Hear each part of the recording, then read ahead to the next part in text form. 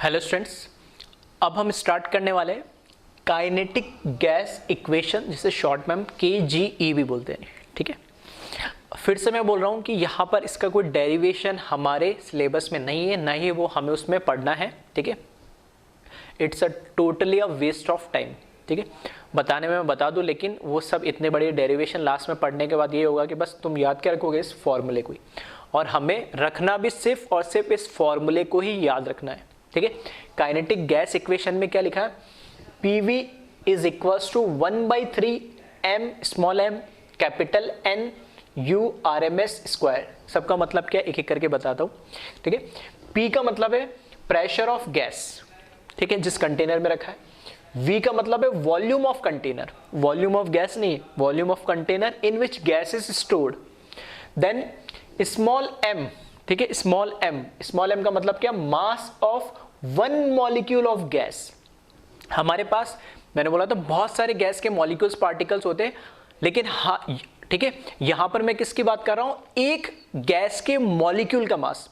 For example, अगर मेरे पास 1 मोल CH4 gas है तो उसके एक मॉलिक्यूल का मास क्या है, या मेरे पास O2 1 kg O2 गैस है, ठीक है, तो उसके एक मॉलिक्यूल का मास क्या है, या मैं बोल रहा हूं मेरे पास 1 लीटर CO2 गैस है तो उसके एक मॉलिक्यूल का मास क्या है, उससे मुझे मतलब है। ठीक है, तो स्मॉल m का मतलब क्या, mass of 1 molecule of gas. Capital N, ये Na एवोगैड्रो नंबर नहीं है, सिर्फ कैपिटल N है। ठीक है, इसी तरीके का फॉर्मूला है, इसलिए मैं एक एक चीज को लिखा है अलग से। ठीक है, कंफ्यूज मत होना, ये Na एवोगैड्रो नंबर नहीं है, सिर्फ कैपिटल N लिखा है, जिसका मतलब है नंबर ऑफ मॉलिक्यूल। ठीक है, तो वहीं से देख दोनों चीज आई गई है। अगर एक मॉलिक्यूल का मास मुझे पता है और टोटल नंबर ऑफ मॉलिक्यूल मुझे पता है, तो ओवरऑल गैस का मास आ ही जाएगा। तो m इंटू n से निकलना क्या है, टोटल मास ऑफ गैस। फिर URMS, ठीक है, ये आपके लिए बिल्कुल नया है। U जनरली हम स्पीड के लिए यूज करते हैं, और RMS ये स्पीड का एक टाइप है। ठीक है, उसका मीन मतलब क्या होता है, R का मतलब रूट, M का मतलब मीन, S का मतलब स्क्वायर। तो शॉर्ट में RMS बोलते हैं और रूट, मीन, स्क्वायर स्पीड बोलते हैं। अब ये होता क्या है, 3 तरीके स्पीड हम पढ़ेंगे अभी आगे। ठीक है, आने वाले लेक्चर में एक मोस्ट प्रोबेबल स्पीड, एक एवरेज स्पीड और एक रूट, मीन, स्क्वायर स्पीड। ठीक है, उनको हम डिटेल में पढ़ेंगे। तो यहाँ जो U स्पीड या वेलोसिटी जो दे रखी है वो कौन सी है, RMS वाली है। ठीक है, ये तो इनका मीनिंग क्या है और ये फॉर्मूला आपको याद होना चाहिए। अब कैसे इसको इंप्लीमेंट करेंगे, तो उसके लिए एक न्यूमेरिकल मैंने लिख दिया है। Calculate pressure exerted by 10⁻23 gram molecules. ठीक है, एक्सर्टेड बाय 10⁻23, सॉरी ग्राम नहीं, गैस। ठीक है, नंबर दे रखे। Calculate pressure exerted by 10⁻23 gas molecules having mass 5 into 10⁻⁻22 gram present in a container of volume 10 liter and moving with RMS speed of 500 meter per second। ठीक है, तो एक बार पहले यहां से आप इस फॉर्मूले को कॉपी कर ले और इनके जो मीनिंग है वो लिखे, और क्वेश्चन को कॉपी करें और फॉर्मूले में सिर्फ आपको वैल्यू पुट करनी है। इतना आप कर पा रहे हो तो इस तरीके न्यूमेरिकल। ठीक है, फिजिकल में, ठीक है, अगर मैं बोल रहा हूँ 10 न्यूमेरिकल अगर तुम्हारे एग्जाम में आ रहे हैं तो 7 से 8 न्यूमेरिकल सिर्फ फॉर्मूला बेस्ड आते हैं। अगर तुम्हें फॉर्मूला याद है, ज्यादा ज्यादा वो क्या करेगा, यूनिट का कन्वर्जन करवाएगा। बस उस फॉर्मूले के अंदर तुम्हें वैल्यू पुट करनी है, यूनिट वाइज सही होनी चाहिए डायमेंशनली, बाकी इससे ज्यादा और कुछ नहीं करना होता। बहुत ही रेयरली 1-2 क्वेश्चन ऐसा आता है जिसमें लॉजिक और बहुत 2-3 फॉर्मूले या बहुत सारे कॉन्सेप्ट, ठीक है, बहुत ही ज्यादा वो टिपिकल टाइप का न्यूमेरिकल बना दे। आ रही बात समझ में? तो बस अगर आप कर पा रहे हो तो ठीक है, आपको समझ में आ रहा, नहीं कर पा रहे हो तो आपको और जरूरत है क्वेश्चन को समझने के लिए, कॉन्सेप्ट को समझने के लिए, कन्वर्जन को समझने के लिए क्या क्या चीजें। ठीक है, तो एक बार इसको कॉपी कर ले और खुद से ट्राई करें। देखिए, अगर आपने ट्राई कर लिया और हो गया तो वेल एंड गुड है, नहीं हुआ तो इधर देखिए आप। ठीक है, पहले एक एक चीज को मैं क्या करूं, लिख लूं। लिख कैसे लूं, calculate pressure exerted by 10⁻23 gas molecules. तो इसमें से ये 10⁻23 किसकी वैल्यू है, नंबर ऑफ मॉलिक्यूल्स की। तो यहां पर कैपिटल N मुझे दे रखा है 10⁻23। फिर आगे दे रखा है हैविंग मास 5 into 10⁻⁻22 ग्राम, मतलब उस एक मॉलिक्यूल का मास मुझे दे रखा है। मतलब ये क्या है, स्मॉल m की value they the, that is 5 into 10⁻⁻22 ग्राम। ठीक है, दो वैल्यू मुझे पता लगी। Present in a container of volume 10 litre, मतलब वॉल्यूम ऑफ कंटेनर यही है, तो कैपिटल V यहां पर क्या आ गया मेरे पास 10 litre. And moving with RMS speed of 500 metre per second, और इसमें जो RMS URMS है वो मुझे दे रखा है 500 मीटर पर सेकेंड। अब ये तो होगी वैल्यू, सारी मुझे पता लग गई, वैल्यू पुट करना और सॉल्व करना है। ठीक है, फिर भी आंसर, ठीक है, ऑलमोस्ट 10 में से 9 बच्चों ने गलत ही निकाला होगा। अगर किसी एक बच्चे ने भी निकाला तो बहुत सही, वो एटलीस्ट यूनिट ऑन डायमेंशन, जिसमें फिजिक्स पे इतना फोकस किया जाता है, और इस चैप्टर के स्टार्टिंग में मैंने बताया था, अगर वो इस चीज़ों को समझ रहा है तो बिल्कुल सही कर रहा है। अदरवाइज बाकी बच्चों को और चीज़ें, ठीक है, एटलीस्ट यूनिट कन्वर्जन को और अच्छे से समझने और डायमेंशनली उनको कैलकुलेट करने की एक आदत होनी चाहिए। अब देखो ये तो नंबर है तो इससे कोई फर्क नहीं पड़ता है। ये हो गया मास, जो कि हमें ग्राम में दे रखा है, वॉल्यूम दे रखा है लीटर में, और URMS दे रखा है मीटर पर सेकंड में। देखो अभी तक PV = nRT जो आइडियल गैस इक्वेशन हम यूज कर रहे थे, उसमें कहीं पे भी, ठीक है, मीटर या सेकंड इसका हमारा काम नहीं आ रहा था, लेकिन RMS स्पीड जैसे ही आ गया तो मीटर आ गया। अब मीटर को ज्यादा मैं क्या कर सकता हूँ, मिलीमीटर या किलोमीटर, और क्या कर सकता हूँ, तो मीटर तो ये रहना ही है डिस्टेंस। क्या या तो दो ऑप्शन है कि मीटर को मैं लीटर में तो कन्वर्ट नहीं करूं, उल्टा ऐसे कर सकता हूं, मैं लीटर को मीटर में कन्वर्ट कर लूं तो डायमेंशनली मुझे देखने में थोड़ा सा आसान होगा। तो मुझे पता है कि मीटर और लीटर के अंदर रिलेशन क्या होता है। ठीक है, तो 1 metre cube is equals to 1000 litre. तो क्या मैं इस लीटर को मीटर क्यूब में कन्वर्ट कर सकता हूं? हाँ, तो यहां से इसको चेंज कर ले। ठीक है, तो यहां मीटर आ गया, सेकंड आ गया। ठीक है, तो एक तरीके से अगर आपको ध्यान से दिख रहा हो तो ये MKS, ठीक है, MKS सिस्टम नहीं मिल रहा जिसमें मीटर, किलोग्राम और सेकंड, मीटर सेकंड। अब ग्राम है तो इसको भी किस में कन्वर्ट कर लूं, किलोग्राम में। आ रही मेरी बात समझ में? इस तरीके से इसको आप क्वेश्चन को देखना आसानी से। तो बस मैं यहां पर कुछ नहीं कर रहा हूं, एक तो मास को मैं चेंज कर ले रहा हूं। मास को मैं क्या चेंज कर रहा हूं कि यहां जो ग्राम में लिखा है MKS सिस्टम के लिए, मैं इसको क्या कर दूं, किलोग्राम में कर दूं। तो ये जो ग्राम है, ठीक है, तो 5 इंटू 10⁻⁻22। ठीक है, तो यहां पर, ठीक है, ग्राम को किस में कन्वर्ट कर ले, सिर्फ किलोग्राम में कन्वर्ट कर ले। तो किलोग्राम में कन्वर्ट करना है तो बस और क्या कर दे, इसमें 5 इंटू 10⁻, डायरेक्ट लिख दू -25 kg।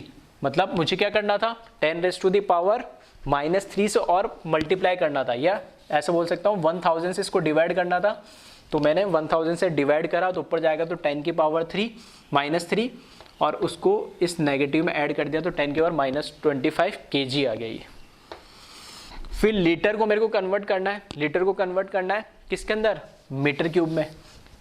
तो 1 metre cube is equals to 1000 litre. तो ये हो जाएगा 10 इंटू, वापस से 1000 से डिवाइड करेंगे इसको तो ऊपर जाएगा तो 10⁻³ आएगा, और 10⁻³ और 10 क्या आ जाएगा, अल्टीमेटली 10⁻⁻2 मीटर आ जाएगा।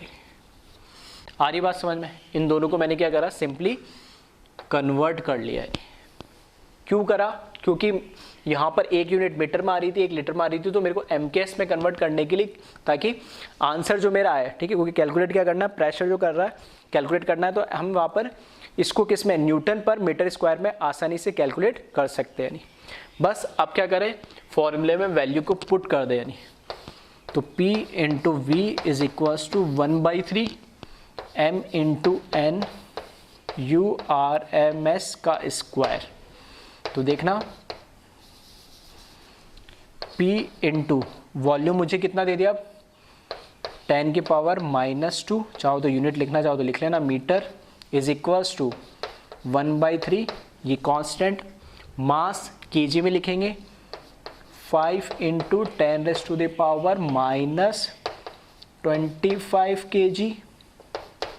नंबर ऑफ मॉलिक्यूल 10⁻23, और URMS का स्क्वायर, इसका करना है मुझे square, that is 500 metre per second का होल स्क्वायर। अब आप यूनिट भी चेक कर ले, कोई दिक्कत नहीं आएगी। बस इसको आप कैलकुलेट कर लेना और इसको कैलकुलेट करेंगे, ठीक है, तो ये कैलकुलेट होकर आएगा समथिंग 41.6, ठीक है, इंटू 10⁻⁴ न्यूटन पर मीटर स्क्वायर, ठीक है। कैलकुलेशन एक बार फिर से खुद से चेक कर लेना। इन केस कैलकुलेशन में कुछ, ठीक है, मल्टीप्लिकेशन डिवीजन या कुछ में किसी में कोई प्रॉब्लम होती है तो सेल्फ करेक्ट कर लिया करो। पहले मैं कई बार बोल चुका हूँ और अभी भी बोल रहा हूँ, ठीक है, मेरा यहाँ पर, ठीक है, मोटो तुम्हें प्लस माइनस मल्टीप्लिकेशन सिखाना नहीं है, ठीक है, मेरा मोटो है यहाँ पे क्वेश्चन कैसे सॉल्व करे, किन चीज़ कैसी चीज़ों को पकड़े, कैसे कॉन्सेप्ट हमें क्लियर होने चाहिए, वो है, ठीक है। इसलिए मैं हर बार डायरेक्ट कुछ कैलकुलेशन में टाइम वेस्ट ना करे, डायरेक्ट आंसर लिखता हूँ। इनकेस अगर आंसर में कुछ आगे पीछे गलत हो रहा है तो उसको क्रॉस वेरीफाई करके खुद से करेक्ट कर लिया कीजिए, ठीक है, उसके लिए परेशान ना। हाँ, उसके अलावा और कहीं पर डाउट आए तो बिल्कुल आप मुझसे उसके लिए पूछ सकते हो, उसके लिए 10 बार पूछो, 50 बार पूछो, कोई दिक्कत नहीं। कॉन्सेप्ट में और किस तरीके से क्वेश्चन को हम अटेम्प्ट कर रहे हैं उसमें कोई प्रॉब्लम नहीं होनी चाहिए। न्यूटन पर मीटर स्क्वायर, ठीक है, ये यूनिट किसकी होती है, प्रेशर की होती है, ऑलरेडी मैं बता चुका हूं। और न्यूटन पर मीटर स्क्वायर कैसे आएगी वो भी आप थोड़ा सा इस पर वर्कआउट कीजिए, पहले ऑलरेडी मैं बता चुका हूं कन्वर्जन में, ठीक है। तो इस तरीके से ये काइनेटिक गैस इक्वेशन केजी, ठीक है, केजी के ऊपर एक ये फॉर्मूला आपको याद होना चाहिए, इनके मीनिंग आपको पता होना चाहिए और वैल्यू को पुट करके उसका आंसर निकालना है। और इसमें बस एक चीज़ ट्विस्ट वाली क्या थी कि एक, क्योंकि हमें स्पीड दे रखी है तो मीटर को मैं चेंज नहीं कर सकता स्पीड को, ज़्यादा किलोमीटर मिलीमीटर में, तो मैंने वॉल्यूम को चेंज कर दिया और वॉल्यूम को जैसे ही चेंज करा, ठीक है, तो मेरे को एम के सिस्टम दिखने लगा, तो ग्राम को भी मैंने क्या कर लिया, केजी में कन्वर्ट कर लिया। और जो न्यूटन पर मीटर स्क्वायर है ये इसकी यूनिट आ जाएगी, ठीक है। तो इसको एक बार आप कॉपी कर लें।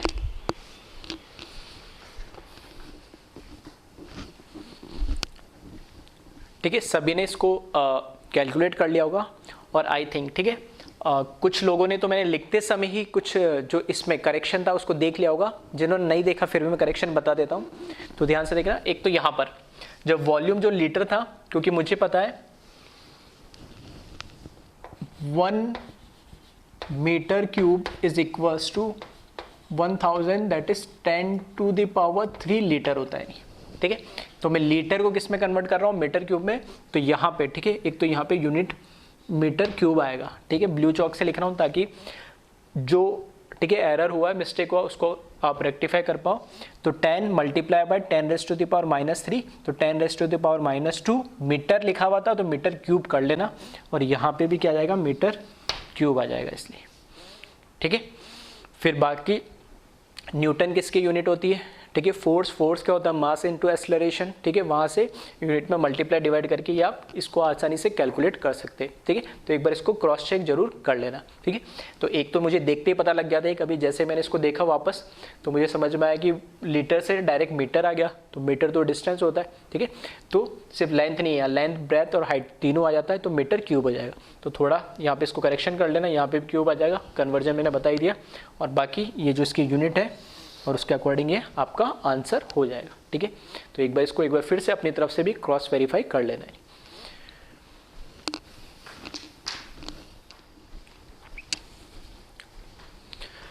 अब देखते हैं next topic, kinetic energy of gas, ठीक है।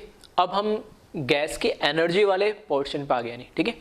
तो बहुत सिंपल सा छोटा सा फॉर्मूला है और डेरिवेशन भी उतना ही सिंपल है, ठीक है। तो स्टेप बाय स्टेप देख लेते हैं। हमें पता है, ठीक है, काइनेटिक एनर्जी, पोटेंशियल एनर्जी, इन चीज़ों को हम, ठीक है, अप टू 10th क्लास तक भी पढ़ते हुए हैं, ठीक है। साइंस में वहाँ इन जनरल साइंस होता था, ठीक है, और हम फिजिक्स बोल सकते हैं, जनरली फिजिक्स में हम पढ़ते हैं। तो हमें पता है काइनेटिक एनर्जी क्या होती है, 12mv², ठीक है, मास और वॉल्यूम का स्क्वायर। तो बस वही फॉर्मूला में लिख रहा हूँ। अगर मैं बोलता हूँ काइनेटिक एनर्जी ऑफ 1 मॉलिक्यूल, ठीक है, गैस के एक मॉलिक्यूल की काइनेटिक एनर्जी की अगर मैं बात करूं तो वो क्या होगी, 12m उसका मास URMS, ठीक है। इसकी बात मैं कर चुका हूं कि URMS क्या है, एक स्पीड या वेलोसिटी होती है, ठीक है। 3 तरीके होती है जिसको अभी, ठीक है, जस्ट इस टॉपिक के बाद हम करेंगे कवर। तो अभी ध्यान रखना, ये जो स्पीड होती है वो URMS होती है, रूट मीन स्क्वायर स्पीड। तो काइनेटिक एनर्जी हमें 12mv² है, तो v की जगह यहाँ पे गैस के लिए URMS लिख दिया, ठीक है, ये हमें पता है, ठीक है। इन जनरल फार्मूला, ये बेसिक फार्मूला है काइनेटिक एनर्जी का। अगर मैं कहता हूँ kinetic energy of 1 mole of gas. ठीक है, तो 1 मोल ऑफ गैस के लिए काइनेटिक एनर्जी क्या होगी? तो हमें पता है कि 1 मोल, ये एक मॉलिक्यूल की काइनेटिक एनर्जी, और 1 मोल में कितने मॉलिक्यूल होते हैं? Na, एवोगैड्रो नंबर के बराबर। तो बस इसमें क्या करूं, 1/2 MURMS का स्क्वायर इंटू Na। इसको मैंने इक्वेशन नंबर 1 दे दिया। ठीक है, ये बेसिक सी चीज हमें अभी तक पता है। अब हमें ये भी पता है आइडियल गैस इक्वेशन IGE वो क्या होता है? PV is equals to nRT, और फॉर 1 मोल ऑफ गैस के लिए, ठीक है, जो IG होगा वो क्या हो जाएगा? P into V is equals to RT, और N की जगह क्या आ जाएगा? 1 आ जाएगा। तो इसको मैंने नाम दे दिया सेकेंड। ये 1 मोल गैस की kinetic energy half MURMS into Na, और ये 1 मोल गैस के लिए काइनेटिक एनर्जी का रिलेशन है PV इक्वल्स टू RT। ठीक है, इतना अभी तक हम पढ़ चुके। तीसरी चीज काइनेटिक गैस इक्वेशन, ठीक है, जो अभी हमने देखा था। काइनेटिक गैस इक्वेशन मतलब KGE, काइनेटिक गैस इक्वेशन वो क्या होता है? P into V is equals to 1/3, ठीक है, M mass into number of moles into URMS, ठीक है, स्पीड, और उसका क्या? स्क्वायर। ये अभी हम पढ़ चुके हैं काइनेटिक गैस इक्वेशन में। नहीं, ठीक है, तो अभी तक सारे फॉर्मूले हम जो देख चुके उन्हीं की बात कर रहा हूँ, कुछ नया नहीं पढ़ा है। ये काइनेटिक एनर्जी जो हमें बचपन से पता है, KG already, sorry IG ideal gas equation हम पढ़ चुके हैं, 1 मोल के लिए हो गया। इसी तरीके से KG PV equals to 1/3 MN into URMS, जो अभी हमने पढ़ा है। अब मैं अगर बात करूं KG की 1 मोल के लिए, फॉर 1 मोल ऑफ गैस, क्योंकि सब हमने क्या, ये भी 1 मोल के लिए बात करी, ये भी 1 मोल के लिए, तो इसके भी 1 मोल के लिए बात कर लेते। तो इसमें ये M तो मास ऑफ गैस होता है, और N क्या होता है? नंबर ऑफ, ये मास ऑफ 1 मॉलिक्यूल होता है, ये N क्या होता है? Number of molecule. तो 1 मोल में कितने नंबर ऑफ मॉलिक्यूल होता है? Na। तो बस या N की जगह क्या कर दूं मैं? Na कर दूं। तो फॉर 1 मोल ऑफ गैस, यहां पर ये क्या हो जाएगा? PV is equals to 1/3 M, यहां पर क्या आ जाएगा? Na आ जाएगा, और URMS का स्क्वायर, और इसको नाम दिया मैंने इक्वेशन नंबर 3। ठीक है, अब मैं क्या कर रहा हूं, पहले तो इक्वेशन नंबर 2 और 3 को इक्वेट कर रहा हूं। कैसे? इक्वेशन नंबर 2 का देखना LHS में PV, और इधर भी LHS में इक्वेशन नंबर का 3 भी क्या? PV। तो PV सेम है, तो दोनों के RHS भी क्या होने चाहिए? बराबर। ठीक है, तो यहां लिख रहा हूं मैं, कंपेयरिंग,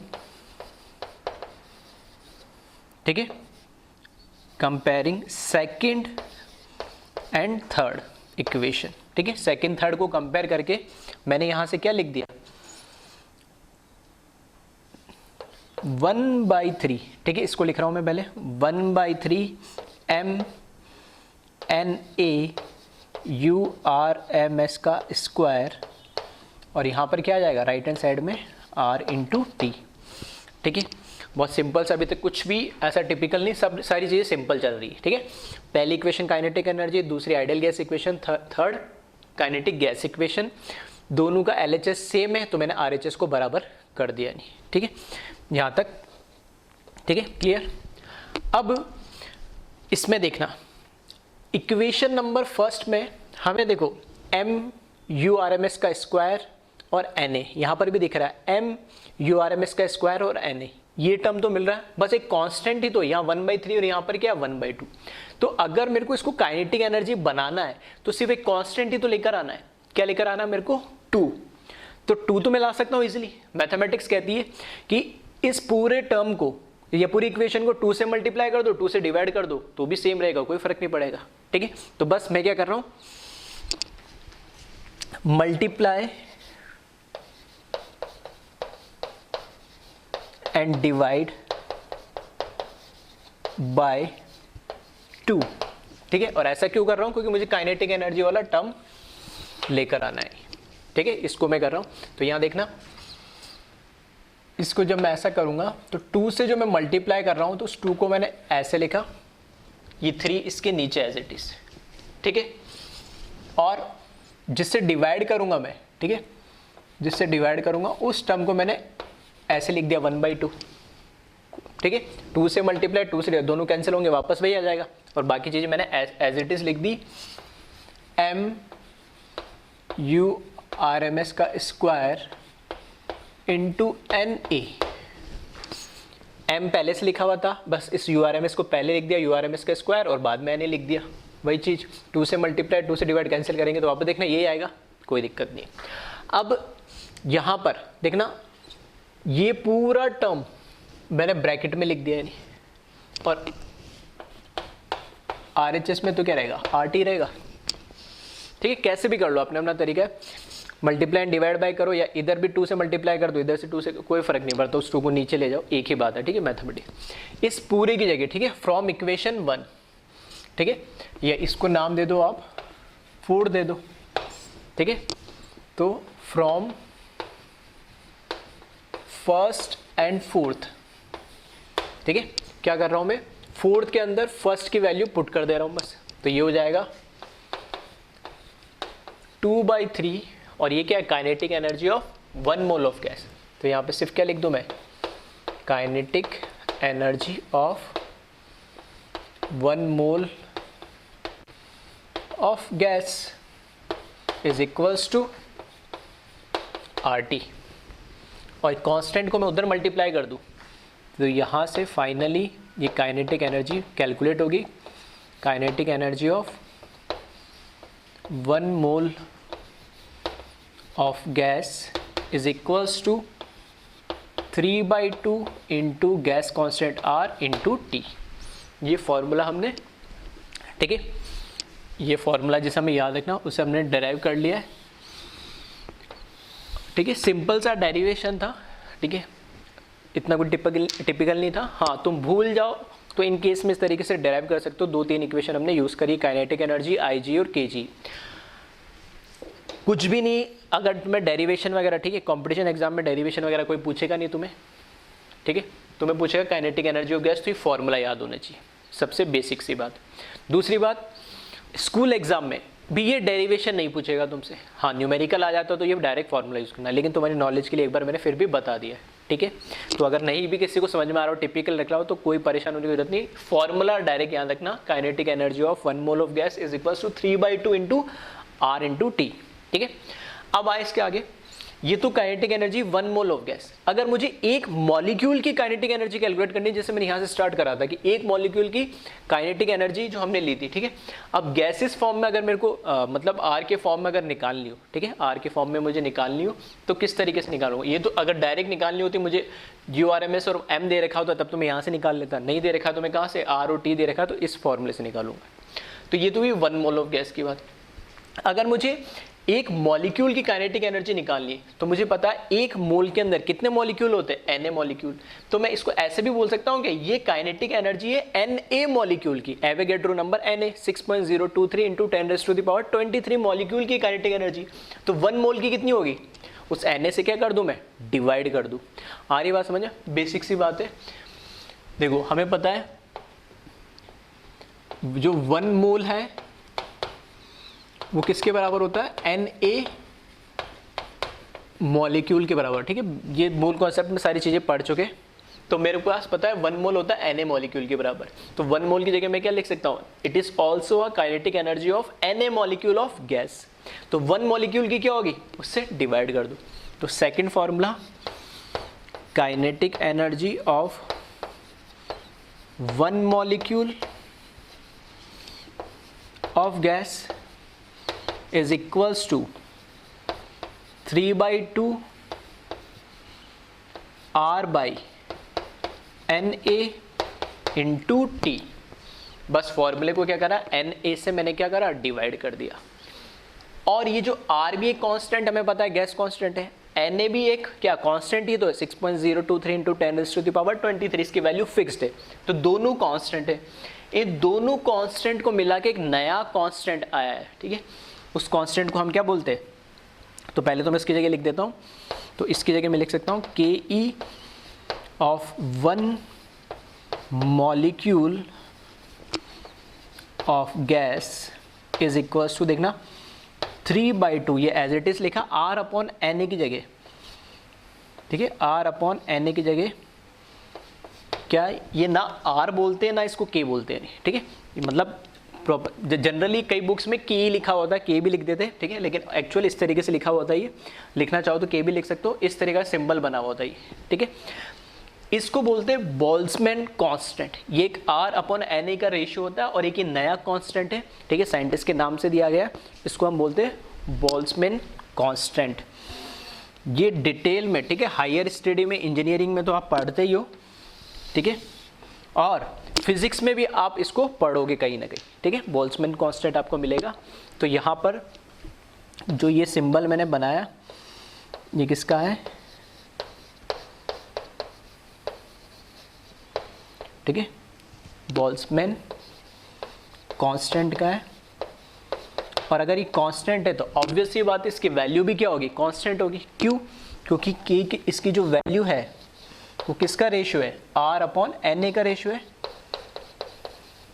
और R की वैल्यू यहाँ पर, ठीक है, क्योंकि काइनेटिक एनर्जी, फिर से ध्यान रखना, R की वैल्यू हमने बात करी थी एटीएम लीटर पर मोल पर केल्विन के लिए, तब हम लेते हैं 0.08। फिर मैंने बात करी थी जूल पर मोल केल्विन, मतलब मैंने बोला जब एनर्जी वाला टर्म आएगा तो 8.31 लेना।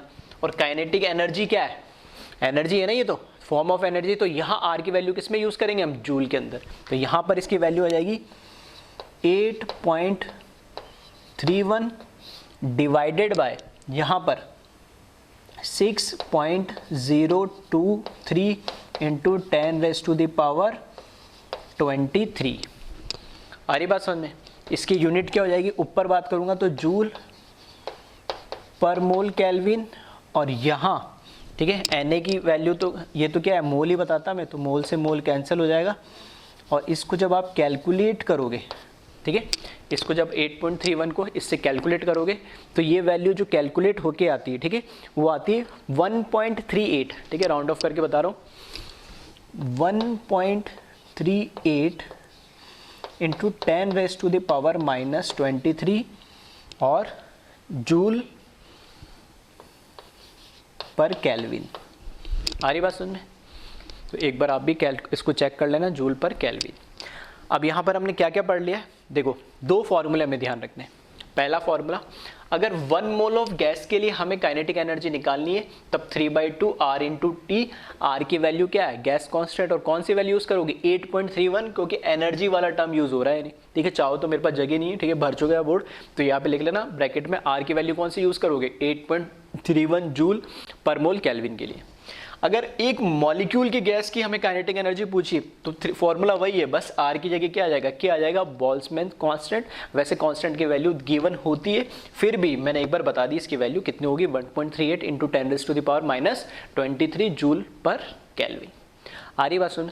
तो ये पूरा कुछ भी किसी को कुछ नहीं समझ में आया, ठीक है, ऐसा कुछ है नहीं इसमें नहीं समझने लायक। मैंने एक एक स्टेप को धीरे धीरे पूरा अच्छे से एक्सप्लेन करा, फिर भी नहीं समझ में आया तो एटलीस्ट दो फॉर्मूले ये आपको याद रखने ही रखने, ठीक है, दोनों इंपॉर्टेंट है। Kinetic energy of 1 mole of gas that is 3/2 RT, और kinetic energy of 1 mole of gas, तो इसको K बोल सकते हो 3/2 KT। और K ध्यान रखना, ये नॉर्मल K नहीं है, ये बोल्ट्जमैन कांस्टेंट वाला K, ठीक है। तो एक बार इसको अच्छे से देख ले और कॉपी कर ले,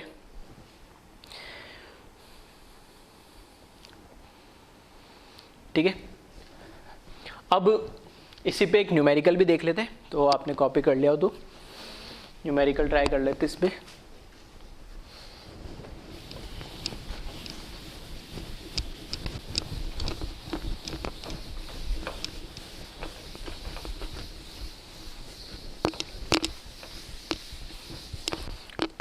ठीक है, फिर भी अभी किसी को दिक्कत आ रही हो तो एक बार फिर से इसको ध्यान से देख लेना और खुद से एक बार फिर से इसको डेराइव करने की कोशिश करना, ठीक है। 3 फॉर्मूला हमने यूज़ करे, यानी एक काइनेटिक एनर्जी जनरल फार्मूला, एक आइडियल गैस का इक्वेशन, और एक काइनेटिक गैस इक्वेशन जो अभी अभी हमने पढ़ी है थोड़ी देर पहले।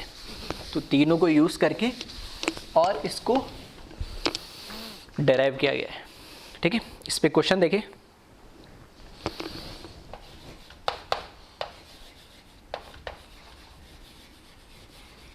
Calculate kinetic energy of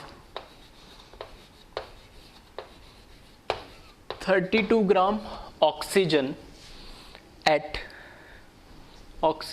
gas at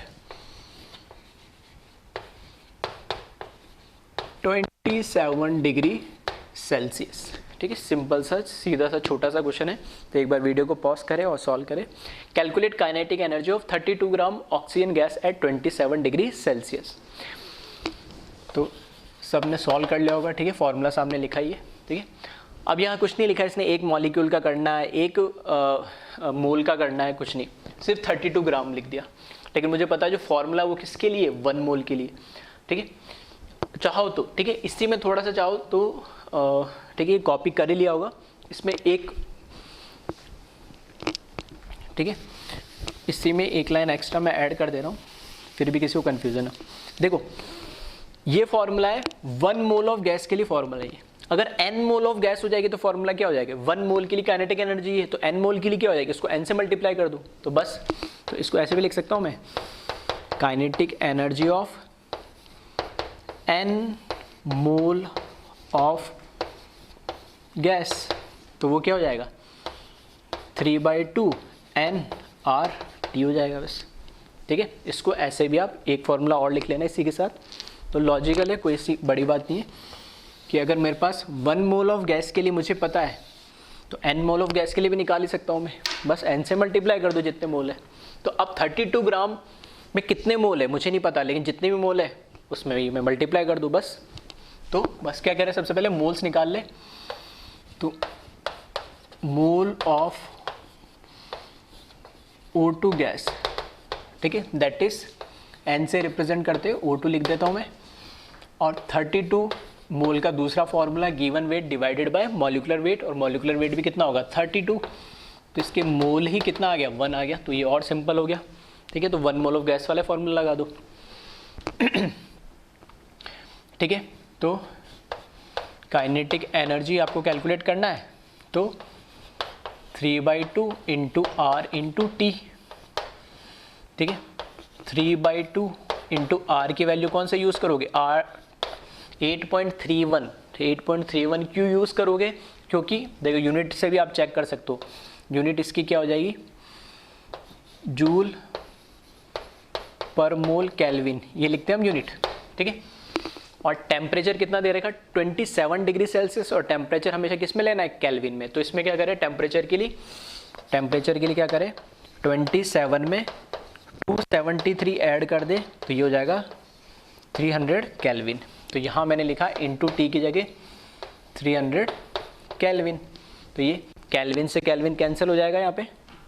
ठीक है, ये केल्विन से केल्विन कैंसिल हो गया, तो काइनेटिक एनर्जी जो है, ठीक है, काइनेटिक एनर्जी इसको कैलकुलेट कर लेंगे तो ये हो जाएगा 1.5 मल्टीप्लाई बाय 8.31 मल्टीप्लाई बाय 300। अब यूनिट देख लेना इसमें क्या आ रही है जूल पर मोल, यानी पर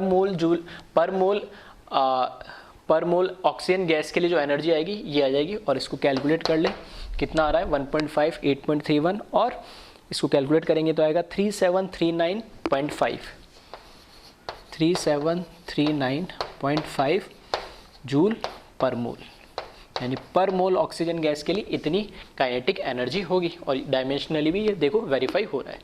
ठीक है, तो इस तरीके से इस पर फॉर्मूला बेस्ड क्वेश्चंस आते हैं सिंपल जिसे आप आसानी से आप क्या कर सकते हैं कैलकुलेट कर सकते हैं। इसको कॉपी करें, एक क्वेश्चन और देखते हैं हम इसमें। नेक्स्ट क्वेश्चन देखिए इसमें,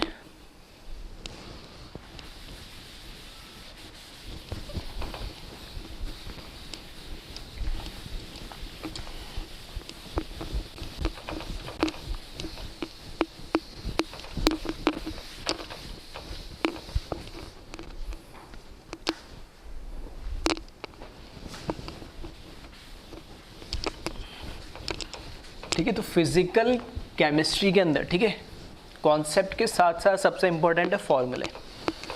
जिस चैप्टर में जो भी फॉर्मूला आ रहे, ठीक है, एक तरीका क्या है, जैसे फॉर एग्जांपल आपने मोल कॉन्सेप्ट पढ़ा है, तो मोल कॉन्सेप्ट पढ़ा है तो मोल कॉन्सेप्ट आपने पूरा पढ़ लिया, उसके डीपीपी वगैरह जो भी आपको मटेरियल सॉल्व करना था आपने सॉल्व कर लिया। अब पूरा चैप्टर पढ़ने के बाद जितने भी उस चैप्टर में फॉर्मूलेज आ रहे हैं, जितने भी 5, 10, 15, 20, 25 जितने भी फॉर्मूला आ रहे हैं, सबको क्या करो, या तो उस चैप्टर के लास्ट में 2-3 पेज में जितने भी आ रहे हैं उनमें एक साथ लिख दो, या फिर क्या करो, एक फॉर्मूले की कॉपी अलग बनाओ। ठीक है, कॉपी अलग बना लोगे तो बहुत अच्छा होगा। ठीक है, 100, 150, 200 पेज की पतली सी कॉपी बना लो। ठीक है, तो वो क्या होगा, हर एक चैप्टर में जितने चैप्टर लिखो, पढ़ लेखा मोल कॉन्सेप्ट, ठीक है, उसमें जितने फॉर्मूला है सारे फॉर्मूले को एक साथ हमने चैप्टर खत्म होने के बाद एक साथ लिख लिए। अब जब भी मेरे को टेस्ट देना होगा 15 दिन में, 1 महीने, 2 महीने, 6 महीने में, तो उन फॉर्मूले को, ठीक है, चैप्टर के कॉन्सेप्ट में नोट से तो पढ़ूंगा ही पढ़ूंगा, साथ में मैं क्या करूंगा, उन फॉर्मूले को वहां से एक साथ रिवाइज कर लूंगा। और ऐसा नहीं कि अगर 40 फॉर्मूले एक चैप्टर में आ रहे हैं, 20 फॉर्मूले एक चैप्टर में आ रहे हैं, 10 आ रहे, तो एक बार आपने देखा याद हो गए। हर तीसरे चौथे दिन आप देखोगे बिना देखे रफ कॉपी में उनको फॉर्मूले को लिखो। ये तो पता लग गया मेरे को मूल कॉन्सेप्ट में 20 फॉर्मूले, तो तुम्हें पता होनी चाहिए 20 फॉर्मूले आपको याद होने चाहिए। तो कैसे याद होंगे, आप उन्हें बिना देखे रफ कॉपी के अंदर उन 20 फॉर्मूले को लिखे। आज लिखा तो हो सकता है तुम्हें 15 याद आए, 5 नहीं आए, जो 5 नहीं आए उनको एक बार देख लिया, फिर 2 या 3 दिन बाद फिर से उन 20 फॉर्मूले को लिखने की कोशिश करें, फिर हो सकता है उसमें से 1-2 रह गए, फिर वापस से लिखने। इस तरीके से बार बार बिना प्रैक्टिस के, ठीक है, प्रैक्टिस तो करनी ही पड़ेगी। अब प्रैक्टिस क्वेश्चंस की भी होती है, ठीक है, प्रैक्टिस फॉर्मूले याद करने की भी होती है। ऐसा नहीं है कि एक बार आपने पढ़ लिया और आप कि दिमाग में सब चीज़ें छप गई, किसी के साथ नहीं होता। ठीक है, हम भी अक्सर कई चीज़ें भूल जाते हैं, तो ऐसा नहीं है कि आपको चीज़ें देखने पड़ेगी, लेकिन सिस्टमेटिक तरीके से आपको पता होगा कि ये चीज़ कहाँ मिलेगी कहाँ नहीं मिलेगी, तब वो चीज़ें ईजी हो जाएगी थोड़ी। वरना ठीक है, आप में पता लगा मोल कॉन्सेप्ट के 10 पन्ने यहाँ लिखे, फिर उसके बाद एटॉमिक शुरू हो गया, उसके बाद फिजिक्स शुरू हो गया, उसके बाद या तो बायो डाल दिया, मैथ्स के शुरू हो गया, वो जो तुम खिचड़ी पकाओगे ना, तो उसमें तुम्हारा तो कुछ होगा ही नहीं, ऊपर से तुम्हारा मतलब टाइम तो खराब हो रहा है, कॉन्फिडेंस और बहुत बेकार हो जाएगा। नहीं तो सेपरेट कॉपी बनाने के साथ जैसे जैसे बीच में जो टीचर, सब्जेक्ट वाइज जो टीचर जैसे गाइड कर रहा है, उन इंस्ट्रक्शंस को फॉलो करोगे सीरियसली, तो सिलेक्शन आपका कोई नहीं रोक सकता। ठीक है, तो अभी मैं बोल रहा हूँ एक फॉर्मूला के लिए एक नोटबुक अलग बनाए, ठीक है, मोल कॉन्सेप्ट हो गया, उसके फॉर्मूले एक साथ लिख ले। यानी अब जैसे अब ये लग रहा चल रहा है स्टेट्स ऑफ मैटर, अब स्टेट्स ऑफ मैटर हेडिंग डालो और उनके फॉर्मूले लिखते चलो। यानी ठीक है, यानी चैप्टर खत्म होगा तब तक जैसे जो टॉपिक बनाया उसमें पता लग गया 2, 3, 4 फॉर्मूले, तो लिख लो साथ के साथ उस कॉपी में, तो वेट भी नहीं करना पड़ेगा चैप्टर खत्म होने का। वहां से फॉर्मूले का कलेक्शन अलग होता जा रहा है। नहीं तो क्योंकि 2 साल बाद जब आप नीट या जेईई का एग्जाम दोगे तब भी यही होगा, फॉर्मूले आपको अलग से लिखने पड़ेंगे, उनको याद करना ही पड़ेगा। तो जो 2 साल बाद करना है वो अभी से क्यों नहीं शुरू कर दिया, और अभी से शुरू कर दोगे तो फिर 2 साल बाद तुम्हें तकलीफ ही नहीं होगी। फिर लास्ट के 15 दिन क्या करना है, 20 दिन क्या करना है, 1 महीने में बहुत कुछ होता करने के लिए। ठीक है, तो ये भी कर लो वो भी कर लो, ऐसी हड़बड़ी नहीं होगी। ठीक है, टीचर्स को फॉलो करोगे, इंस्ट्रक्शन को फॉलो करोगे, सिलेक्शन कोई नहीं रोक सकता, और अपने मनमानी से और अपने कॉन्फिडेंस में और अपने अकॉर्डिंग ही चलोगे तो वो फिर आपकी रेस्पॉन्सिबिलिटी है। ठीक है, तो अब देखिए नेक्स्ट क्वेश्चन, इसमें एक क्वेश्चन और देख लेते हैं इसमें। Eight what temperature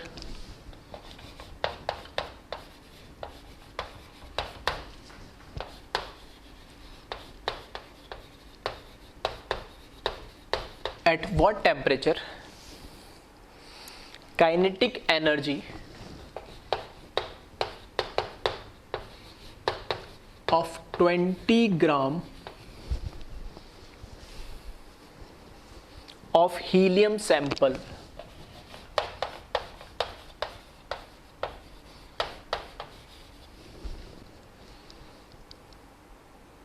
is same as kinetic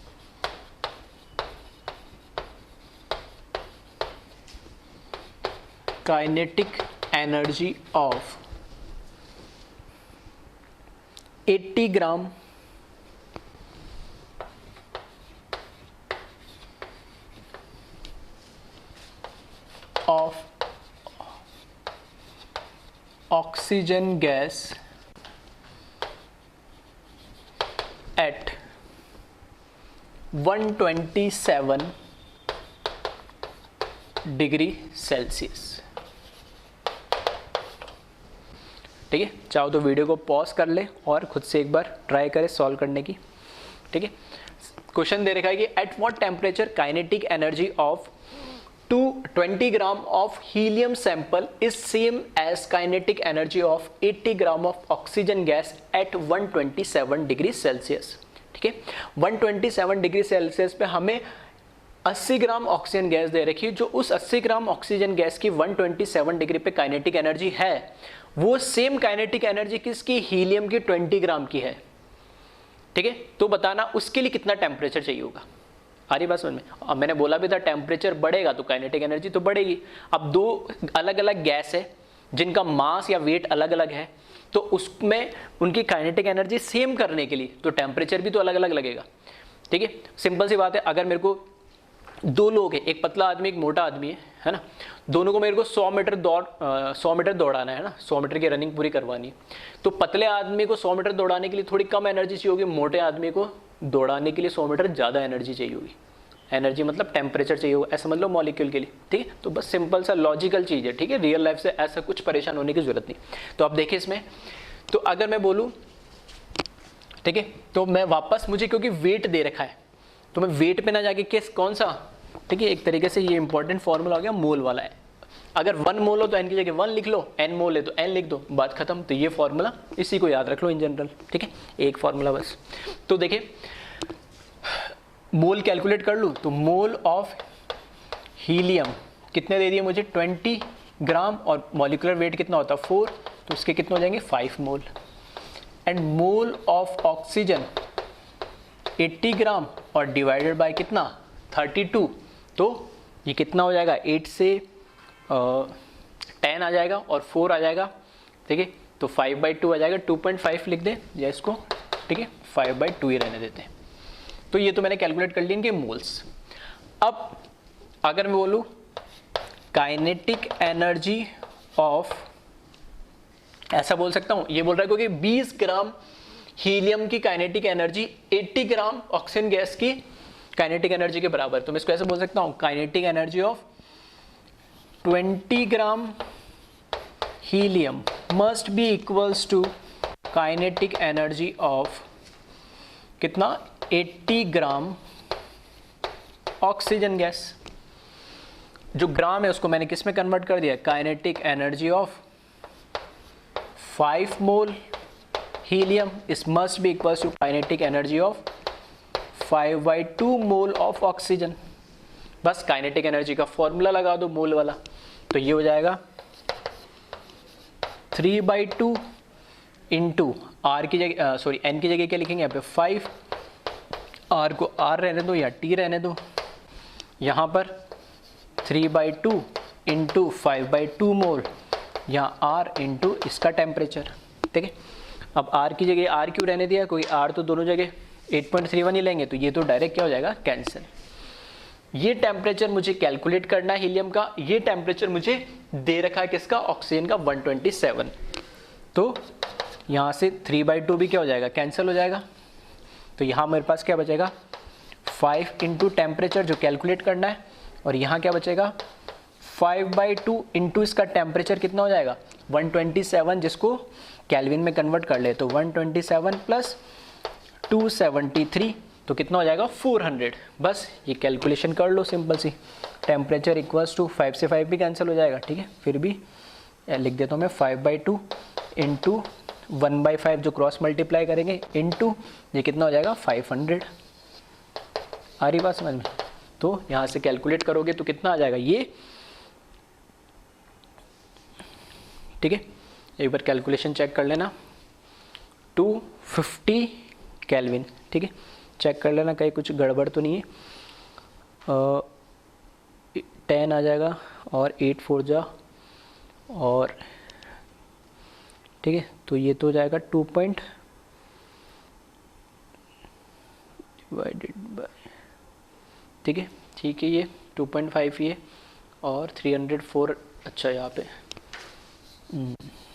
ठीक है, कितना 300 400 आएगा ना, मैंने इसको 500 लिख दिया। अब ठीक है, तो कितना आ जाएगा ये 200 केल्विन, ठीक है। तो इनकेस हो भी जाए कोई गलती, ठीक है, छोटी मोटी तो माफ़ कर देना, है ना। फिर इससे मैंने कई बार बोला है, अभी फिर बोल रहा हूँ, एडिशन मल्टीप्लिकेशन, ठीक है, जल्दी जल्दी में हो जाता है।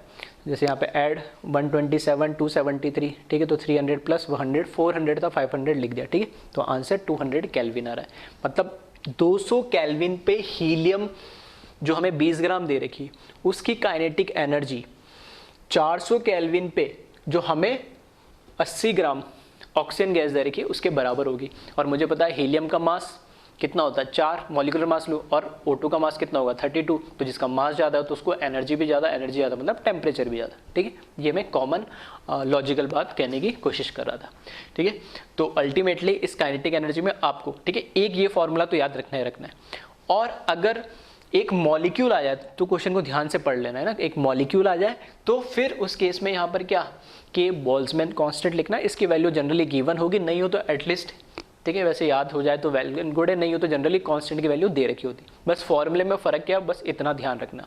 यही अगर, ठीक है, 1 मॉलिक्यूल के लिए, ठीक है, n मॉलिक्यूल होता तो यहाँ से n मल्टीप्लाई कर देता, वैसे उसकी कोई ज़रूरत नहीं। ठीक है, लॉजिकली वो कर भी आप सकते हो। तो ये एक फॉर्मूला तो एटलीस्ट ध्यान रखें आप। ठीक है, तो इसको एक बार कॉपी कर लें।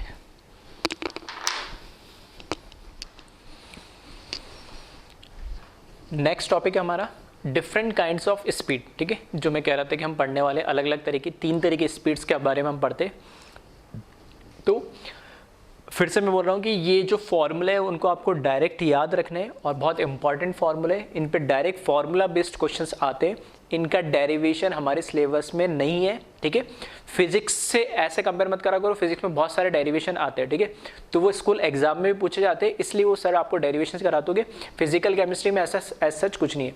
हाँ, जहाँ जरूरी होगा और जो आता होगा मैं वैसे भी करा दूंगा, उससे ज़्यादा ही करवाता हूँ। ठीक है, जैसे पिछला करवाया वो ऐसा सच कोई जरूरी नहीं था ना आता, फिर भी मैंने समझाने के लिए बता दिया।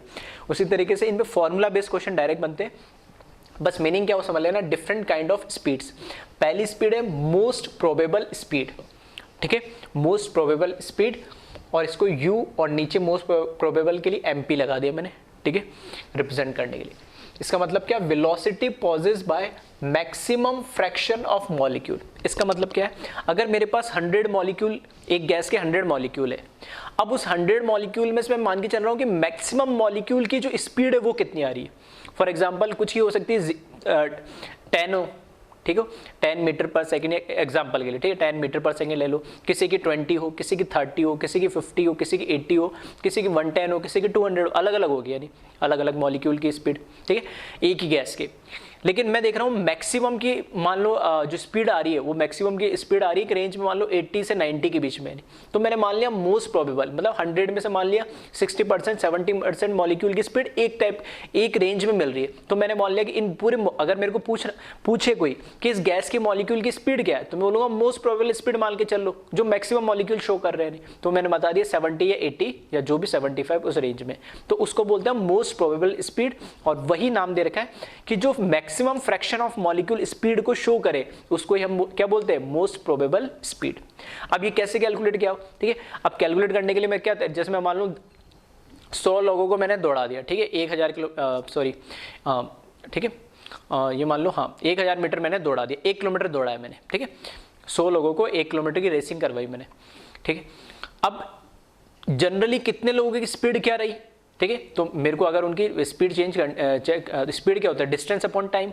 तो डिस्टेंस तो सबके लिए फिक्स हो गया, अब टाइम कितना ले रहा है, तो मैं देख रहा हूँ जनरली। ठीक है, जनरली लोग फॉर एग्जांपल मान लो कि उनकी जो रही, ठीक है, 5 मिनट रही है। ठीक है, जनरली मैक्सिमम लोगों की स्पीड रही 5। अब किसी ने आधा घंटा भी लगा दिया, वो चल के आ रहा है। किसी ने भैया 4 मिनट में 3 मिनट में दौड़ गया हो। ठीक है, और किसी को लग रहे हो 7 मिनट भी लग रहे हो, 10 मिनट भी लग रहे हो, 15 मिनट भी लग रहे हो। तो मैं मोस्ट प्रोबेबल स्पीड मानूंगा जो मैक्सिमम, ठीक है, 100 में से मान लो जो मैक्सिमम 60% 70% या 60-70 लोगों ने, जनरली मैं बोल दूंगा 8-9 मिनट या 10 मिनट लगा लिए उन्होंने, तो 10 मिनट में उन्होंने 1 किलोमीटर, ठीक है, कवर कर दिया। तो मेरे लिए वो क्या हो जाएगी, मोस्ट प्रोबेबल स्पीड हो जाएगी। ठीक है, इस तरीके से। तो फॉर्मूला UMP रिप्रेजेंट करा इक्वल्स टू अंडर रूट आता पूरे फॉर्मूले के अंदर, ध्यान रखना, 2 × R × T divide by M। 2 constant है, R गैस कांस्टेंट है, स्पीड, ठीक है, स्पीड क्योंकि एक तरीके से, या वेलोसिटी बोलूं कि एक एनर्जी है। ठीक है, तो R की वैल्यू कौन सी यूज करनी है हमें, 8.31।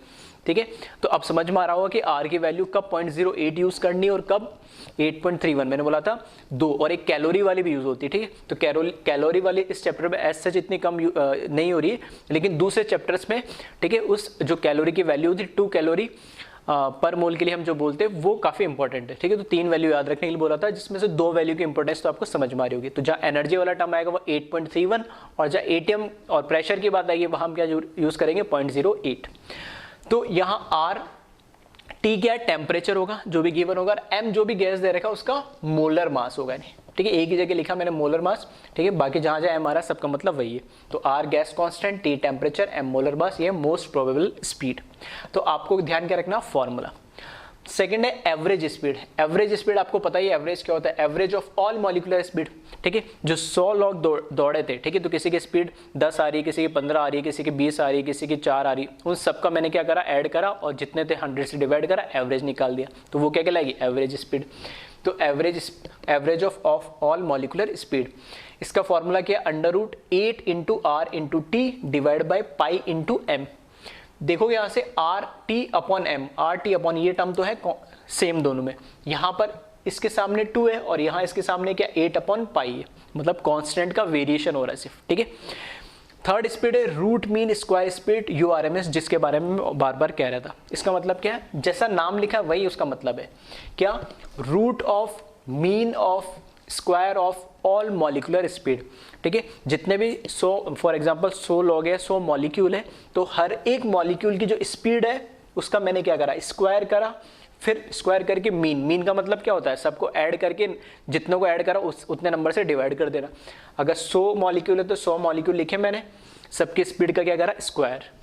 ठीक है, उल्टा जो नाम लिखा उसका उल्टा करना है। तो पहले क्या कर लो, स्क्वायर कर लो हर एक स्पीड का, फिर उसका मीन मतलब सबको ऐड करा और उतने मॉलिक्यूल से डिवाइड कर दिया, n मॉलिक्यूल तो n से डिवाइड कर दिया, फिर उसका रूट ले लो, तो ये रूट ले लिया।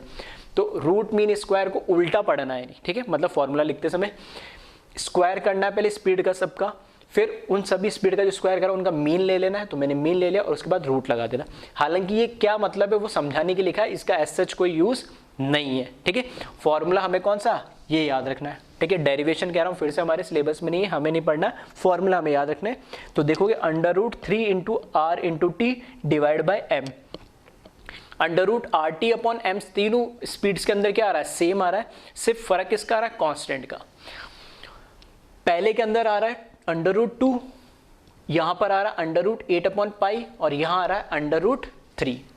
अब मेरा एक छोटा सा क्वेश्चन यहां से जो अक्सर पूछा भी जाता है, ठीक है, कि इसमें से सबसे ज्यादा तीनों को अगर मैं कंपेयर करूं एक ही टेम्परेचर पे एक ही गैस के मॉलिक्यूल के लिए, तो कौन सी स्पीड सबसे ज्यादा होगी। ठीक है, फॉर एग्जांपल मैंने बोला हीलियम गैस है तो मॉलिक्यूलर मास फिक्स हो गया 4, और मैंने बोला रूम टेम्परेचर 27 डिग्री, तो 300 केल्विन टेम्परेचर भी फिक्स हो गया, आर तो कांस्टेंट है। तो बताए तीनों में से उस गैस के लिए कौन सी स्पीड सबसे ज्यादा होगी, वो तो हमेशा ही होगी एक गैस के लिए। तो ठीक है, तो हमें क्या देखना है, RT अपॉन एम तो तीनों में सेम आ रहा है, तो कौन डिसाइड करेगा, ये जो आगे कांस्टेंट लगे हुए 2, 8 अपॉन पाई और यहाँ पे 3, तो यहाँ से आप देख सकते हो 2, यहाँ पे 8 अपॉन पाई, 8 को डिवाइड करो 3.14 से तो 2.5 समथिंग आएगा। ठीक है, अप्रॉक्स 2.5 आ जाएगा, 2.5 आ जाएगा, तो ये 2 है, ये 2.5 है और ये क्या दे रखा है मेरे को 3, तो 3 आगे लगाया, जिसके आगे लिखा है तो बड़ी वैल्यू देगा, तो सबसे ज्यादा स्पीड हमेशा किसकी आएगी, URMS की आएगी। उसके से कम कौन सी होगी, एवरेज, जिसकी वैल्यू 2.5 समथिंग है और ये 2। तो RMS जो स्पीड होती है वो सबसे ज्यादा होती है, उससे कम एवरेज स्पीड और सबसे कम होती है मोस्ट प्रोबेबल स्पीड। ठीक है, इनका कई बार रेशियो भी पूछ लेता है कि UMP, U एवरेज और URMS का रेशियो भी बता दो, तो रेशियो में क्या आएगा, RT अपॉन एम तो सब क्या है, कट जाएगा, यहाँ पर जाएगा √2 √8 अपॉन पाई √3। ठीक है, तो एक बार इसको कॉपी कर ले, जो मैंने बोला उसको मैं एक बार लिखा भी देता हूँ। ठीक है, तो इसको हम नोट डाल के लिख लेते हैं 2-3 पॉइंट जिसपे क्वेश्चन डायरेक्टली पूछे जाते हैं।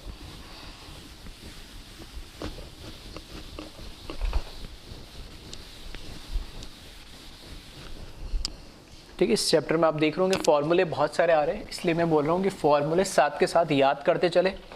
फॉर्मूले याद हो जाएंगे तो फिर न्यूमेरिकल सॉल्व करने में और किसी भी तरह का लॉजिकल क्वेश्चन में आ रहा है तो दिक्कत नहीं आएगी।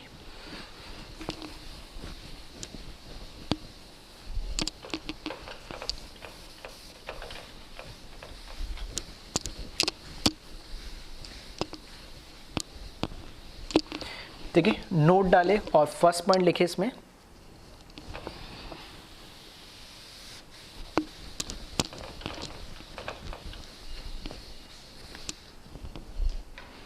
ठीक है, जो फर्स्ट पॉइंट है इसमें अगर मुझे कंपेयर करना हो, ठीक है,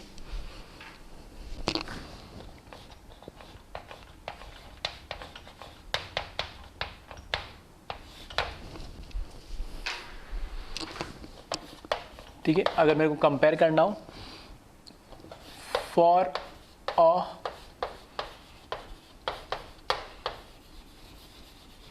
particular gas at given temperature, ठीक है। एक कोई भी पर्टिकुलर फिक्स गैस हो और एक टेम्परेचर अगर मैं फिक्स कर दूं तो उस केस में हमेशा यू आर एम एस किससे ज़्यादा आएगा, यू एवरेज से, और वो ज़्यादा होगा U M P most probable speed से।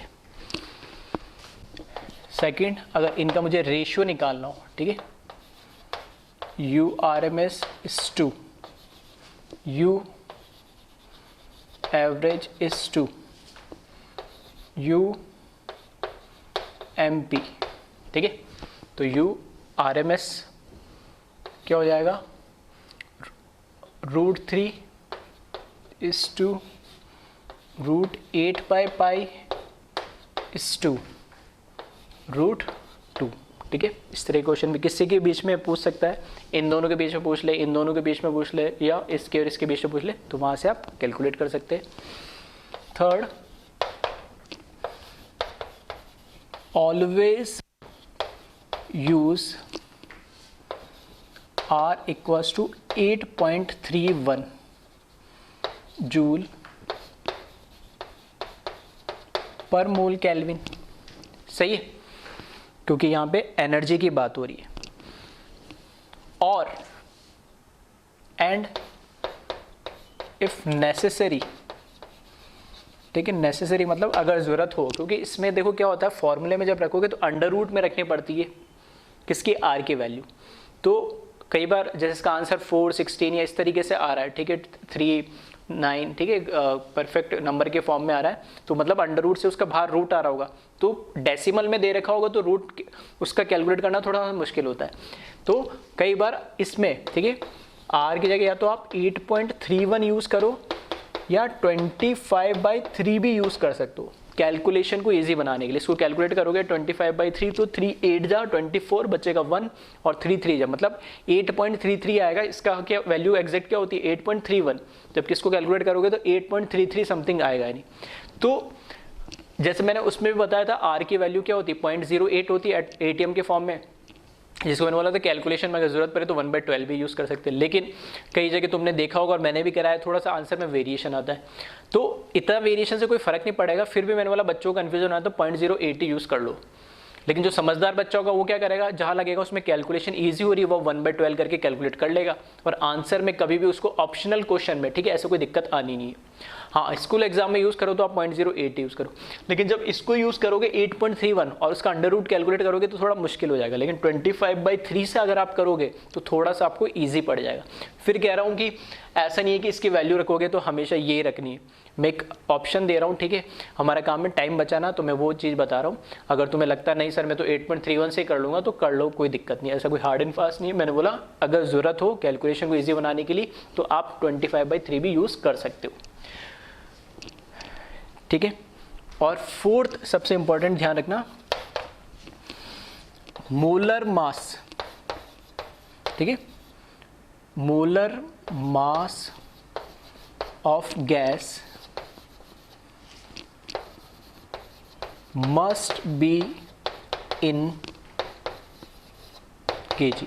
हम मोलर मास जनरली किस में लिखते हैं, ग्राम में लिखते हैं। अगर मेरे को हीलियम का मोलर मास लिखना है तो 4, O2 का मोलर मास लिखना है 32, नाइट्रोजन का लिखना है तो N2 का लिखना है 28 ग्राम।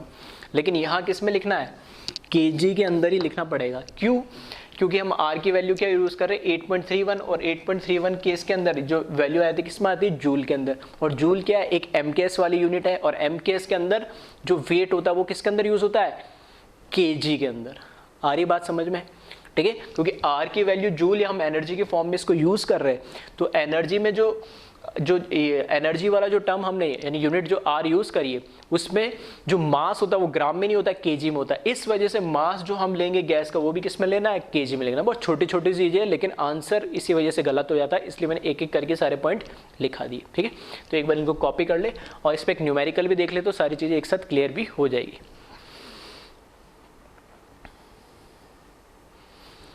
ठीक है, तो न्यूमेरिकल लिख ले इस पे।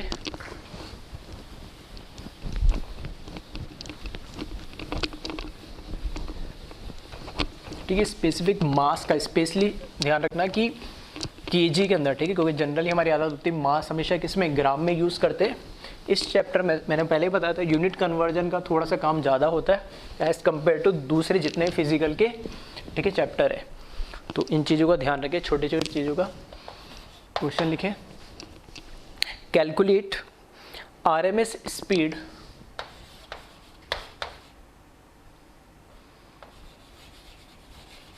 Calculate RMS root mean, short में लिख रहा हूँ मैं, ठीक है, root mean square speed of, ठीक है, oxygen gas molecule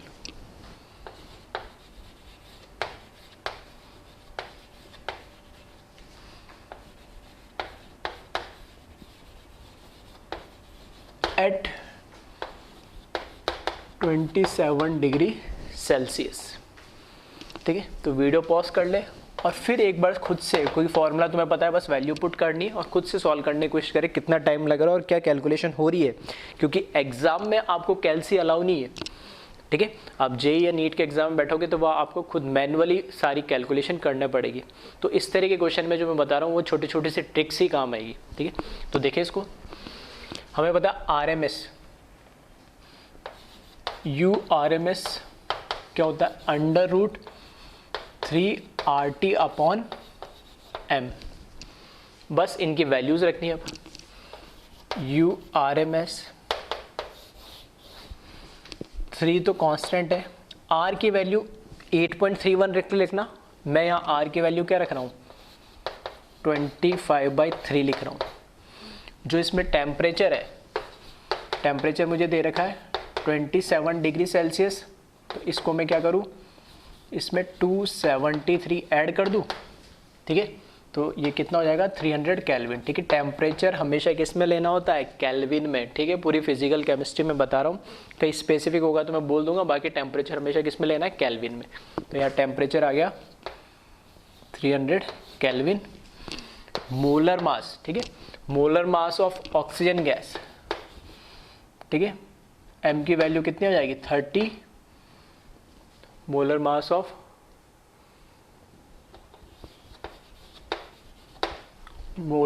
of oxygen gas. ठीक है, कितना हो जाएगा ये, 32 ग्राम।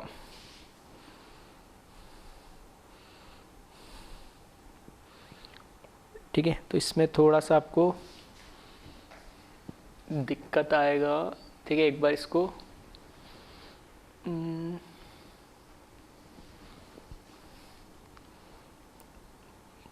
ठीक है, थोड़ा सा अप्रॉक्सीमेशन आपको लेके चलना पड़ेगा, अदरवाइज चलो देख लेते हैं। इधर मैंने क्या लिख दिया, 32 लिख दिया, चलो कोई दिक्कत नहीं। ठीक है, molar mass of oxygen gas कितना हो जाएगा, 32।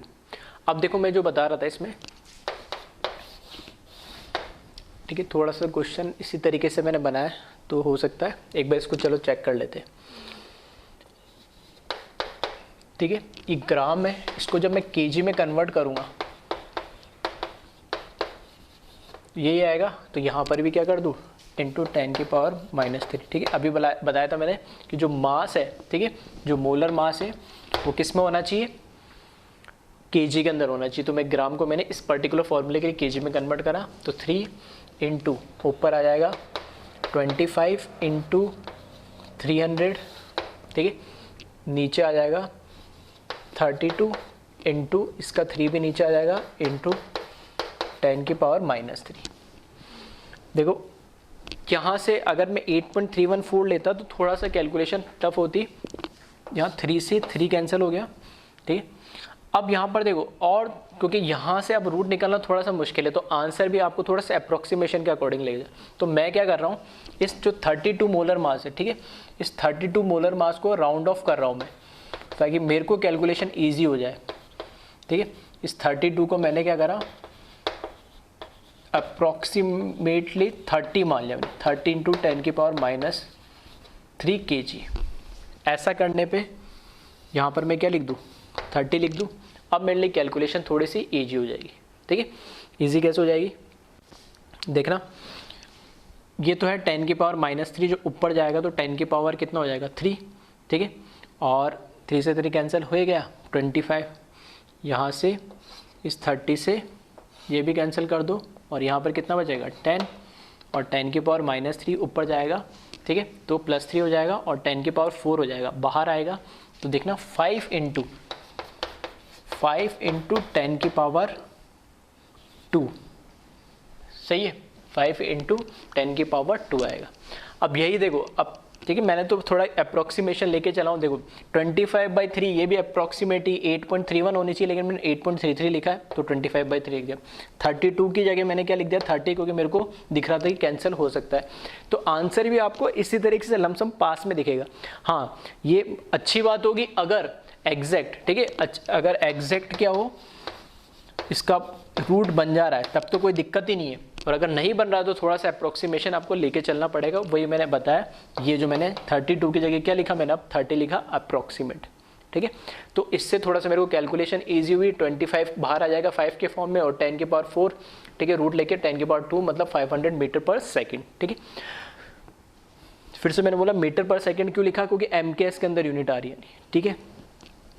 अब ठीक है, जो मैं समझाना चाह रहा था 2-3 छोटे छोटे चीज़ें, एक तो इसका वेट का आप ध्यान रखें kg के अंदर, दूसरी चीज़ 8.31 लोगे तो अंडर रूट के अंदर कैलकुलेशन, मतलब उसको रूट से बाहर निकालने में दिक्कत आएगी।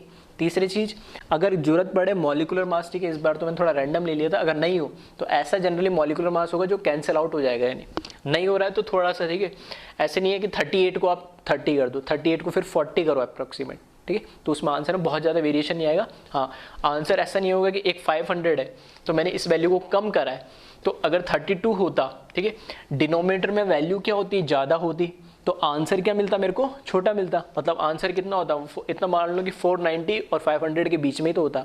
लेकिन ऐसा ऑप्शन नहीं मिलेगा कि 495 मिल गया, एक 498 मिल गया, एक 500, एक 500 मिल गया, एक मिल जाएगा 5000, एक मिल गया 100, ठीक है। इस तरीके से मैं समझा रहा हूँ। जो अक्सर बच्चों का आता है कि सर इसमें तो पॉइंट की बात कर रहे थे, यहाँ तो 2 या 3 का ही फर्क आ गया, तो इतना क्लोज आंसर आता भी नहीं है, ठीक है। तो इन चीज़ों का आप थोड़ा सा ध्यान रखें।